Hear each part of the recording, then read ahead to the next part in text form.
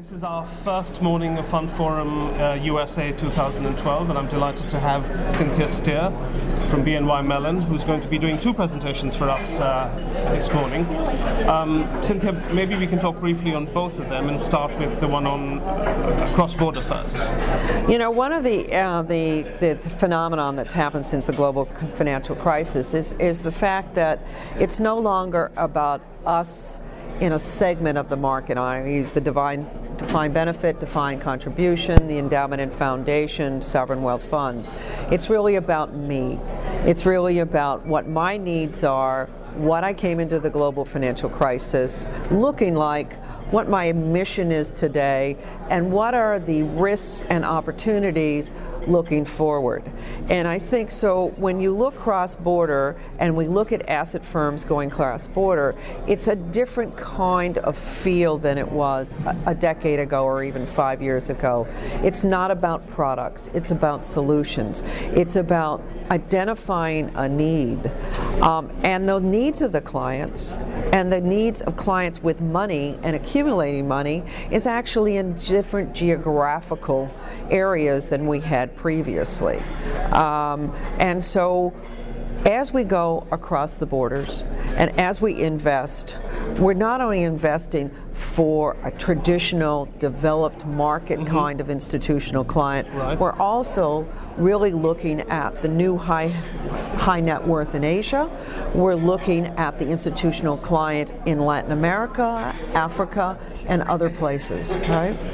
Let me pick up on that last point of yours, because one of the themes we've certainly been looking at quite closely over the last 2 years or so has been the role of the emerging markets. Now, we've talked a great deal about the role of the emerging markets and how, particularly in the 12, 18, 24 months straight after the financial crisis, a lot of the flows coming into cross-border product really came from those parts of the world. Is your sense that, based on the work that you've done and based on the work that you are doing now, that there has been a slowing down of some of the growth coming out of those emerging markets, or do you still, from your perspective, see strong growth now and in the future? You know, you're using a number of interesting words.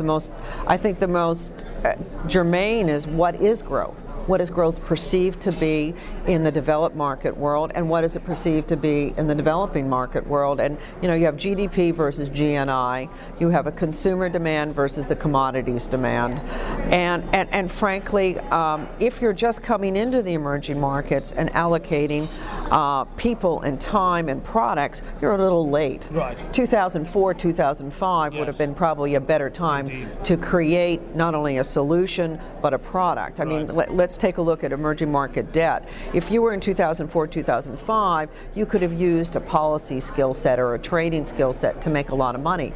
Today, you need 4 or 5 skill sets to make that, and you need to be investing in the corporate, sovereign, quasi-sovereign, local currency, and hard currency. In fact, I'd almost take off the hard currency because that's of core fixed income globally today, right? In the emerging market equity, it really isn't about emerging market equity. It could be about frontier equity, but it's about large cap, small cap, value and growth.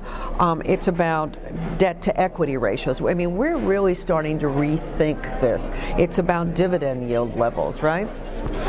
Let me pick up on the frontier point that you made, because I understand that's the basis of your second session. Would you like to very quickly give us a sense of what you're going to talk about there? I mean, you know, in the frontier markets, first of all, I don't understand the word frontier. Right, well, that's okay. All right. Because you know, is Nigeria a frontier market, or is Argentina a frontier market? So there's sort of a market that's gone backwards. Yes. Right. So the reality is, it's just a nomenclature on the equity side that we've used. Whereas in many emerging and frontier markets, you should be thinking about the debt and the credit ratings first, because they were a debt culture first, not an equity culture. Absolutely. Right? And so what we're really trying to look is characteristics within those markets that give us an opportunity. But it's not only on the liquid securities, but on the illiquid, because some of the better opportunities probably within the emerging and frontier markets are in infrastructure or in private equity. Yes. Right? Right. From your perspective, are you finding that your clients are regaining a degree of interest in those frontier markets? Because I know in the 2-3 years leading up to 2007, there was a lot of interest, not just in the emerging markets, but in the emerging markets, the frontier markets. Has that appetite returned, or did it never go away? I'm not sure it ever went away. I Right. think it certainly became restrained and muted as people sort of became internally focused and said, what's happening? If I've got my major exposures having Yes. a problem, Yes. what am I going to do about my minor exposures? Before we wrap up, I can't not ask you about the market we're in here today, the U.S. marketplace. What is your prognosis for the U.S., given that it's had, on a balanced basis, a relatively strong 12, 18, 24 months? You know, the taxi driver asked me the same thing last night. And my answer to you will be the same to him, is there are a lot smarter people on the domestic market. I think we're in the unknowable space, though. Right. We are at the end of true monetary policy theory.